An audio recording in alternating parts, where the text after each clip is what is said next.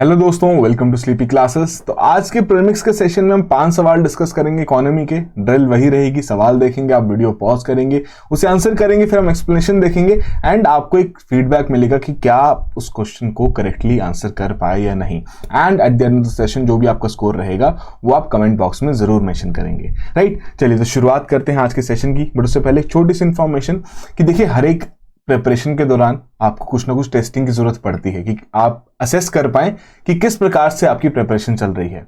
तो डेफिनेटली आप कोई ना कोई टेस्ट सीरीज फॉलो करेंगे। तो देखिए, किसी भी पर्टिकुलर टेस्ट सीरीज के 3 इंपॉर्टेंट पहलू हैं। पहला कि सब्जेक्ट या जिस पर्टिकुलर एग्जाम की आप तैयारी कर रहे हैं उसका सिलेबस पूरा कवर हो सके, राइट, करंट अफेयर्स की कवरेज रहे, apart from that multiple revisions भी हो सके। तो उसी बेसिस पर शिखर टेस्ट सीरीज यहां पर क्रिएट की गई है। ऑल्दो कुछ टेस्ट हो चुके हैं but that does not mean कि आप उन टेस्ट को नहीं दे सकते, आप डेफिनेटली अभी भी दे सकते हो। तो डेफिनेटली चेकआउट कीजिए इस टेस्ट सीरीज को, एनरोल कीजिए एंड अपनी यूपीएससी की प्रिपरेशन को और बेहतर बनाइए। चलिए तो पहला सवाल आज डिस्कस करते हैं। रिन्यूएबल एनर्जी से रिलेटेड यहां पर सवाल है, 3 स्टेटमेंट्स दी गई हैं, फैक्ट्स चेक किए जा रहे हैं आपके। पहले हम कह रहे हैं कि Gujarat has the highest renewable energy capacity in the India. Second में एक टारगेट के बारे में बात की गई कि इंडिया एम करता है 500 gigawatts of renewable energy installed capacity by 2030। And third में कह रहे हैं कि out of the total installed capacity of renewable energy sources wind power आपका सेकंड लार्जेस्ट कंट्रीब्यूटर है। तो ये 3 स्टेटमेंट्स दी गई हैं, थोड़ा सोचिए इसके बारे में और करेक्ट ऑप्शन यहां पर मार्क कीजिए। तो देखिए, बिल्कुल जो पहली स्टेटमेंट है करेक्टली बता रही है, गुजरात के साथ साथ राजस्थान भी इस लिस्ट में गुजरात का एक तरीके से हमसफर है ना, कि वो दोनों, गुजरात और राजस्थान दोनों ही इस लिस्ट को टॉप करते हैं ऑफ द स्टेट्स कि कितनी वहां पर रिन्यूएबल एनर्जी की इंस्टॉल्ड कैपेसिटी देखने को मिल रही है। राइट, अपार्ट फ्रॉम दैट जो टारगेट रखा गया है सेकंड स्टेटमेंट में बिल्कुल करेक्टली मेंशन किया गया और ये चीज तो आपने डेफिनेटली मल्टीपल टाइम्स देखी होगी।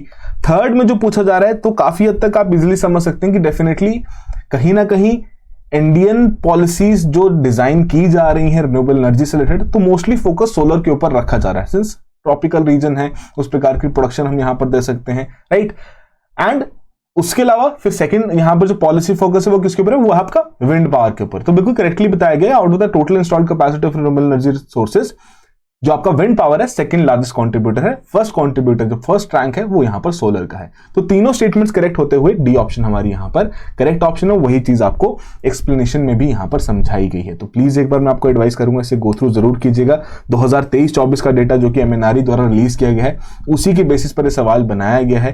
तो भैया 2023-24 में 18 गीगावाट की नई एनर्जी इंस्टॉल की गई है, नई एनर्जी कैपेसिटी यहां पर क्रिएट की गई है। रिकॉर्ड है एक पर्टिकुलर साल के लिए, 21% का ग्रोथ है पिछले साल से अगर कंपेयर किया जाए 2022-23 से। Right, and apart from that Gujarat और राजस्थान वाला पॉइंट तो हम ऑलरेडी डिस्कस कर चुके हैं। चलिए अगला सवाल यहां पर थोड़ा कंसेप्चुअल बेस्ड, वर्किंग कैपिटल, बहुत सिंपल सा कॉन्सेप्ट 2024 में भी इससे रिलेटेड सवाल पूछा गया है। राइट, 4 ऑप्शंस दिए गए हैं, आपको बताना है कि इनमें से किस कैटेगरी या किस पर्टिकुलर फैक्टर को हम वर्किंग कैपिटल यहां पर मान सकते हैं। पहले में कह रहे हैं कि आपकी कोल्ड स्टोरेज के लिए अगर आप जनरेटर्स यूज कर रहे हो। राइट, सेकंड में कह रहे हैं जो आपका यार्न यूज हो रहा है बाय द वीवर। थर्ड में कह रहे हैं आपके एंटरप्रेन्योर द्वारा मनी सेव किया जा रहा है ताकि रॉ मटेरियल्स वो खरीद सके। या फिर फोर्थ कह रहे हैं कि जो सॉफ्टवेयर परचेज किया जा रहा है फॉर इनवॉइस जनरेशन। तो 4 ऑप्शन से बताइए इनमें से कौन कौन से आपके वर्किंग कैपिटल की कैटेगरी में यहां पर आइडेंटिफाई किए जा सकते हैं। तो देखिए, हम 2 कैटेगरीज में डिवाइड करते हैं, एक आपका वर्किंग कैपिटल रहता है और एक आपका फिजिकल कैपिटल रहता है। फिजिकल कैपिटल बेसिकली क्या हुआ कि आप इस प्रकार के एसेट्स क्रिएट कर रहे हो, इस प्रकार की चीजें प्रोक्योर कर रहे हो जो कि आपको लॉन्ग टर्म रिजल्ट्स जनरेट करके देंगे। राइट, वर्किंग कैपिटल क्या है कि वो भैया आया और कंज्यूम हुआ और उसके माध्यम से प्रोडक्ट वहां पर क्रिएट किया गया। तो वर्किंग कैपिटल में बेसिकली क्या है कि जितना भी आपका रॉ मटेरियल है ना, एक बार अगर आपका रॉ मटेरियल यूज हो गया, उससे प्रोडक्ट बन गया, तो दोबारा तो आप सेम रॉ मटेरियल से नया प्रोडक्ट नहीं बना सकते ना। बट वहीं अगर मैं फिजिकल कैपिटल के बारे में अगर यहां पर बात करूं, या इसमें भी जो आपका कैटेगरी है फिक्स्ड कैपिटल की, ठीक है, तो वो बेसिकली क्या करेगा, उसका एग्जांपल अगर हम यहां पर लें कि मान लीजिए आपके द्वारा जनरेटर्स रखे जा रहे हैं, तो जनरेटर तो भैया आपका बार बार यूज होता रहेगा ना, आपकी ओवरऑल जो प्रोडक्शन प्रोसेस है उसमें कंट्रीब्यूट करता रहेगा। रॉ मटेरियल एक बार यूज होगा फिर खत्म हो जाएगा। तो वैसे ही फिजिकल कैपिटल को अगेन आई रिपीट कि बेसिकली इसे हम 2 कैटेगरीज में यहां पर डिवाइड करते हैं। First being the working capital, second being the fixed capital. Right, fixed capital जो आपका लॉन्ग टर्म आपके ऑपरेशंस में हेल्प करे। राइट, एंड वर्किंग कैपिटल जो कि आपका साथ साथ में कंज्यूम होता है एंड उस प्रकार से आपकी प्रोडक्शन चेन में भी हेल्प करता है। राइट, तो भैया जो कोल्ड स्टोरेज के लिए जनरेटर्स लगाए जा रहे हैं तो आपके मल्टीपल टाइम्स यूज होंगे। राइट, तो ये आपका फिक्स्ड कैपिटल में आएगा। यार्न जो आप यहां पर रॉ मटेरियल यूज कर रहे हो तो भैया वो तो आपका वर्किंग कैपिटल एक बार यूज होके फिर खत्म हो जाएगा, फिर आपको दोबारा से कहीं ना कहीं से प्रोक्योर करना पड़ेगा नया प्रोडक्ट बनाने के लिए, राइट। उसी तरीके से जो पैसा भी है, जो पैसा सेव किया जा रहा है एंटरप्रेन्योर द्वारा रॉ मटेरियल खरीदने के लिए, तो भैया एक बार पैसा खर्च हो गया तो उससे दोबारा तो कोई चीज नहीं खरीद पाएंगे ना, वो चला जा चुका है, राइट। उससे आप अपने प्रोडक्ट्स बना चुके हो। तो कैश एट हैंड भी जो एंटरप्रेन्योर के पास रहता है वो भी आपका वर्किंग कैपिटल में इंक्लूड किया जाता है। अच्छा, सॉफ्टवेयर परचेज किया जा रहा है इनवॉइस जनरेशन के लिए, तो ऐसा तो नहीं है कि भैया एक ही बार इनवॉइस जनरेट होगी, नहीं, multiple times over a longer period of time वो इनवॉइस जनरेट करता रहेगा, तो ये भी हमारा फिक्स कैपिटल में इंक्लूड किया जाएगा। तो बेसिकली यहां पर हमारी जो करेक्ट ऑप्शन बनती है वो है second and third, which means D option हमारा यहां पर करेक्ट ऑप्शन है। और वही कहानी आपको यहां पर भी बताई गई है कि physical capital it refers to certain tangible asset, जैसे आपकी मशीनरी होगी, इक्विपमेंट होगी, बिल्डिंग्स, इंफ्रास्ट्रक्चर, जो कि उस पर्टिकुलर प्रोडक्शन में यूज हो रही हैं ताकि आप उस प्रकार के गुड्स एंड सर्विसेज क्रिएट कर सकें, राइट। तो बेसिकली दो कैटेगरीज हमारी working capital and fixed capital देखने को मिलती है। वर्किंग कैपिटल बेसिकली जो आपके लिक्विड एसेट्स हैं, है ना, जो आपका कैश है, इन्वेंट्री है, राइट, जिसको आप इजीली करेंसी में कन्वर्ट कर सकते हो एक बार आपका कंज्यूम हो रहा है, राइट। वैसे आपका फिक्स्ड कैपिटल है कि आपने वहां पर कोई नया सॉफ्टवेयर परचेज किया, आपके द्वारा नई मशीनरीज यहां पर खरीदी गई, राइट। तो उस बेसिस पर आपकी एक बेसिक से जो कैटेगराइजेशन है वो आनी चाहिए, राइट। तो ये सवाल आपसे यहां पर पूछा गया, तो आई होप इजी सवाल था, बहुत इजीली आपने भी इसको आंसर यहां पर किया होगा। चलिए अगला सवाल यहां पर capital receipts public finance related, again थोड़ा सा कंसेप्चुअल सवाल कि आप क्या इन एंट्रीज को आइडेंटिफाई कर सकते हो कि कौन कौन सी इसको इंक्लूड किया जाएगा कैपिटल रिसीट की कैटेगरी में, कि जब सरकार बजट पेश करती है तो इनमें से कौन कौन सी एंट्रीज हैं जो कि कैपिटल रिसीट्स की कैटेगरी में डाली जाएंगी। पहले में कह रहे हैं जो आपकी रिकवरीज हैं लोन्स या फिर एडवांसेस की from the foreign government. Second में कहा जाए जो आपका अगर मान लीजिए एशियन डेवलपमेंट बैंक ने किसी प्रकार की ग्रांट प्रोवाइड की है। थर्ड में कह रहे हैं जो आपके डिविडेंड्स आप रिसीव कर रहे हैं from the public sector enterprises. And fourth में कह रहे हैं कि जो आपकी डिसइन्वेस्टमेंट की रिसीट्स हैं, राइट। चलिए तो चार ऑप्शन दी गई, थोड़ा सोचिए इसके बारे में और बताइए कितनी एंट्रीज या कितने इन पर्टिकुलर ऑप्शंस में से कितनी, हाउ मेनी आपकी इंक्लूड की जा सकती है। तो नंबर यहां पर बताना है आपको, राइट। तो बेसिकली अगर हम लोन्स की बात करें और एडवांसेस की बात करें तो भैया जब सरकार लोन देती है तो एक तरीके का एसेट क्रिएट कर रही है, जब वो एसेट वापस आ रहा है तो डेफिनेटली वो आपका कैपिटल अकाउंट में ही रजिस्टर किया जाएगा। तो बेसिकली कैपिटल अकाउंट में आपकी मोस्टली एसेट्स की ट्रांजैक्शंस को हम रिकॉर्ड करते हैं, राइट। बट जो ग्रांट यहां पर दी जा रही है तो वो एक तरीके की एसेट में रिकॉर्ड नहीं की जाएगी, वो आपका रेवेन्यू अकाउंट में रिकॉर्ड किया जाएगा, right, as a non tax receipt, right. Apart from that जो डिविडेंड्स भी यहां पर पब्लिक सेक्टर एंटरप्राइजेस से सरकार रिसीव कर रही है वो भी एक तरीके से नॉन टैक्स रिसीट की ही कैटेगरी में यहां पर इंक्लूड की जाएगी, राइट। ये भी आपका यहां पर कोई एसेट की ट्रांजैक्शन होती हुई नहीं दिख रही। बट हाँ, डिसइन्वेस्टमेंट की रिसीट है, सरकार अपना एसेट बेच के यहां पर पैसा कमा रही है तो फॉर श्योर वो हमारी कैपिटल रिसीट में ही इंक्लूड किया जाएगा। तो आई होप ये जो बेसिक कैटेगराइजेशन है बजट की into revenue account and capital account, जो कि पहले भी एक बार यूपीएससी के पीवाईक्यू में पूछा जा चुका है मेंस में, राइट, कि आप जब बताइए थोड़ा सा कि रेवेन्यू बजट क्या है, कैपिटल बजट किस तरीके से, कौन कौन सी एंट्रीज उसमें देखने को मिलती है, कौन कौन से कंपोनेंट्स उसमें देखने को मिलते हैं, राइट। तो रेवेन्यू बेसिकली आपके डे टू डे ऑपरेशन से डील करता है, कैपिटल आपके एसेट्स की ट्रांजेक्शन से मोस्टली डील करता है। अब सरकार अगर बोरिंग्स भी कर रही है तो एक नया एक तरीके से उधार ले रही है तो वो भी हमारा कैपिटल रिसीट की ही कैटेगरी में आता है, जिसे हम कहते हैं debt creating capital receipt, right. तो यहाँ पर जो रिकवरीज हैं ये आपके again I repeat it will be in terms of कि आपने वहां पर लोन दिया था वापस आ रहा है तो आपका कैपिटल अकाउंट में जाएगा।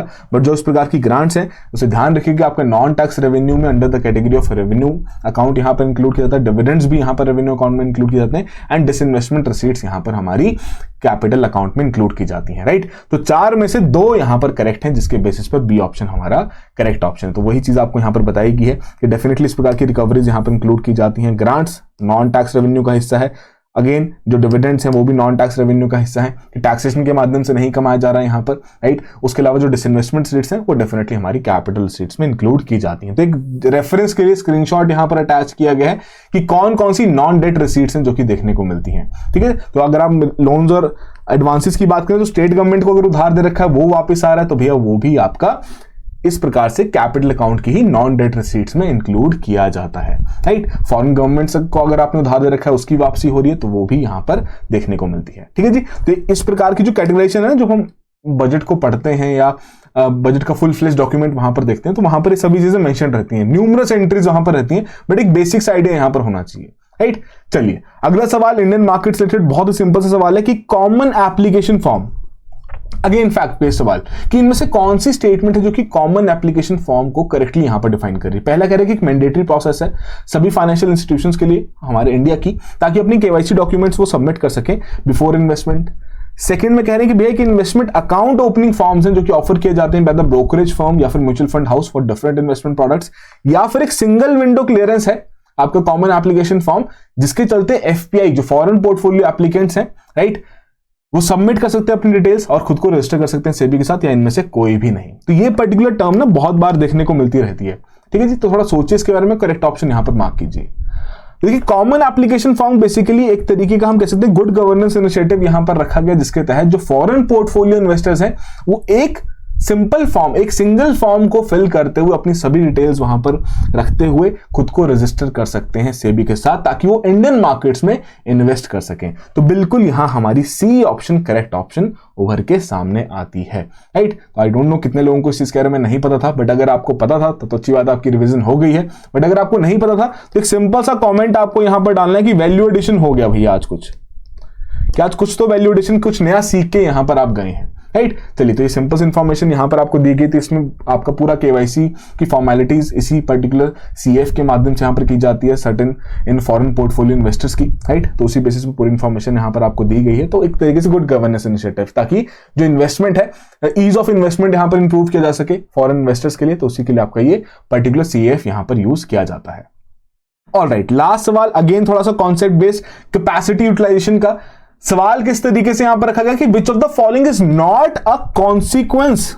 ध्यान रखना है ऐसी टर्म्स का, जो डायरेक्टिव यहां पर डिसाइड कर रहे हैं क्वेश्चन का कि क्वेश्चन में एग्जैक्टली करना क्या है, उसको जरूर ध्यान रखना है, right. Which of the following is not a consequence of low capacity utilisation in an economy, right. अब लो कैपेसिटी यूटिलाइजेशन क्या है वो तो हम थोड़ा सा समझेंगे जब सवाल देख लेते हैं एक बार, राइट। पहले में कह रहे हैं कि अनएम्प्लॉयमेंट लेवल्स में राइज, सेकंड में कह रहे हैं कि higher per unit production cost, third में कह रहे हैं कि higher marginal productivity of capital, and fourth में कहा जा रहा है लो इन्वेस्टमेंट। तो कौन सा कॉन्सिक्वेंस नहीं रहेगा, नहीं होगा of low capacity utilisation in a particular economy? थोड़ा सोचिए इसके बारे में और करेक्ट ऑप्शन यहां पर आप मार्क कीजिए। ऑलराइट, तो हम डिस्कस करते हैं सबसे पहले कि कैपेसिटी यूटिलाइजेशन किसे कहा जाता है। थोड़ा नाम से भी क्लियर हो रहा होगा, कैपेसिटी यूटिलाइजेशन का मतलब यहां पर क्या है कि कोई भी पर्टिकुलर इकोनॉमी किस प्रकार से अपने कैपिटल को या किस प्रकार से अपने रिसोर्सेज को यहां पर यूटिलाइज कर रही है ना। कोई भी अगर हम प्रोडक्शन चेन की बात करें, राइट, कि कोई एक पर्टिकुलर प्रोडक्शन चेन है जो कि सर्टेन गुड्स यहां पर क्रिएट करता है ना, और उनके पास इतना certain amount of raw material वहां पर अवेलेबल है, ठीक है जी।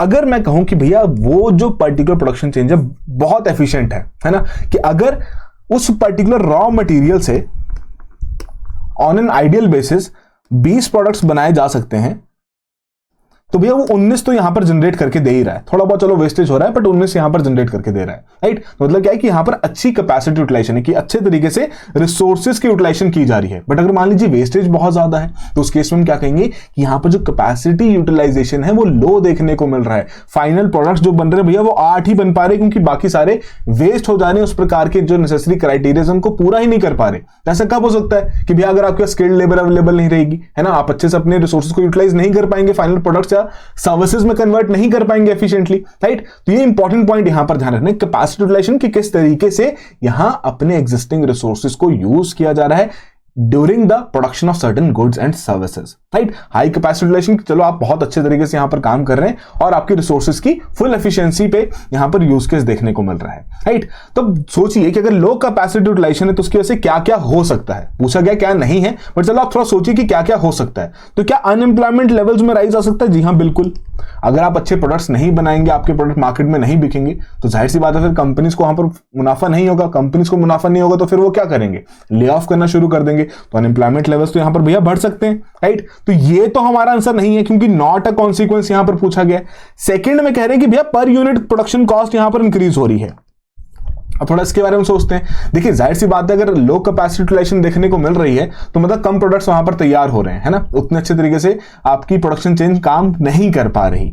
तो उस समय पे जो आपकी कंपनीज हैं, जो आपकी मैन्युफैक्चरिंग यूनिट्स हैं, उनकी जो ऑलरेडी फिक्स्ड कॉस्ट है, कि मान लीजिए कोई रेंट वहां पर वो पे कर रहे हैं या मशीन की वेयर एंड टियर के लिए सर्विसिंग वगैरह वहां पर करवा रहे हैं, वो तो फिक्स्ड कॉस्ट उनको तो पे करना ही करना पड़ेगा। अगर अच्छे तरीके से रेवेन्यू ग्रो नहीं हो पाएगा, नए प्रोडक्ट्स नहीं बन पाएंगे, तो उस केस में जो ऑलरेडी उनके प्रोडक्ट्स बन रहे हैं वो भी महंगे बनने शुरू हो जाएंगे, राइट। उनकी प्रोडक्शन कॉस्ट यहां पर बढ़नी शुरू हो जाएगी, राइट। तो उस केस में ये भी कॉन्सिक्वेंस यहां पर हो सकता है, बट सवाल तो पूछा गया क्या नहीं है, तो इसको हम यहां पर हटा देते हैं। थर्ड में कह रहे हैं कि higher marginal productivity of capital. So first of all we need to understand what is marginal productivity of capital. तो मार्जिनल प्रोडक्टिविटी ऑफ कैपिटल मतलब कि यदि आपके द्वारा अपनी प्रोडक्शन चेन में कैपिटल इंक्रीज किया जा रहा है ना, आप कोई नया एसेट लेके आ रहे हो, आपको नई टेक्नोलॉजिकल इन्वेस्टमेंट वहां पर कर रहे हैं कि नहीं, हमने एक नया सॉफ्टवेयर यहां पर लाया, आइए देखते हैं किस प्रकार से यहां पर आउटपुट में चेंज आता है, राइट, किस प्रकार से आउटपुट में चेंज आता है। तो अगर आपने बहुत ही लिमिटेड अमाउंट ऑफ पैसा खर्च करके आउटपुट में मेजर चेंज ले आए, तो उसका मतलब क्या है कि आपकी जो मार्जिनल प्रोडक्टिविटी ऑफ कैपिटल है वो ज्यादा देखने को मिलती है, राइट, कि आपकी मार्जिनल प्रोडक्टिविटी ऑफ कैपिटल ज्यादा देखने को मिलती है, कि अच्छे तरीके से आपके कैपिटल का यहां पर यूटिलाइजेशन किया जा रहा है, कि जो आप इन्वेस्टमेंट कर रहे हो उसकी अच्छी यूटिलाइजेशन यहां पर देखने को मिल रही है। तो भैया आप खुद सोचो, अगर लो कैपेसिटी यूटिलाइजेशन है तो जाहिर सी बात है कि अगर आप नया कैपिटल भी इन्फ्यूज कर दोगे बट रिसोर्सेज के एफिशिएंट तरीके से यूटिलाइजेशन नहीं होगी, तो उस केस में जो आपका मार्जिनल प्रोडक्टिविटी ऑफ कैपिटल है वो भी कम होना शुरू हो जाएगा, राइट। तो ये एक ऐसा कॉन्सिक्वेंस है जो कि यहां पर नहीं हो सकता, और यही हमारा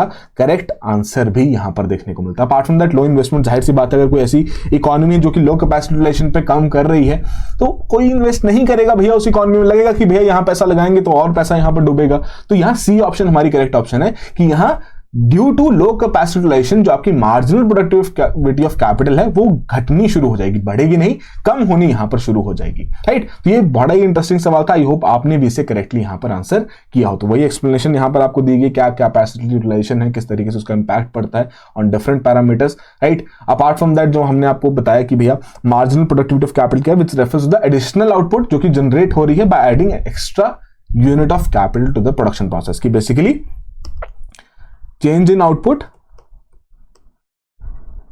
डिवाइडेड बाय चेंज इन जो आपका कैपिटल वहां पर आप इन्फ्यूज कर रहे हो।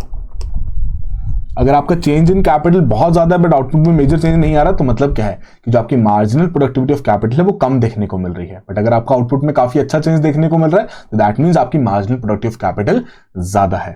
क्लियर है? चलिए, तो आई होप ये पूरी कहानी यहां पर आपको समझ में आ गई है। जो 5 सवाल हमने डिस्कस किए, जो भी आपका स्कोर रहा है कमेंट बॉक्स में जरूर मेंशन कीजिएगा। And definitely if you have learned certain new things आज, तो भैया वैल्यूएशन वाला कमेंट जरूर वहां पर डालना है, राइट। चलिए, तो जो भी आपका स्कोर है जरूर मेंशन कीजिएगा। So that will be all the very best, have a good preparation.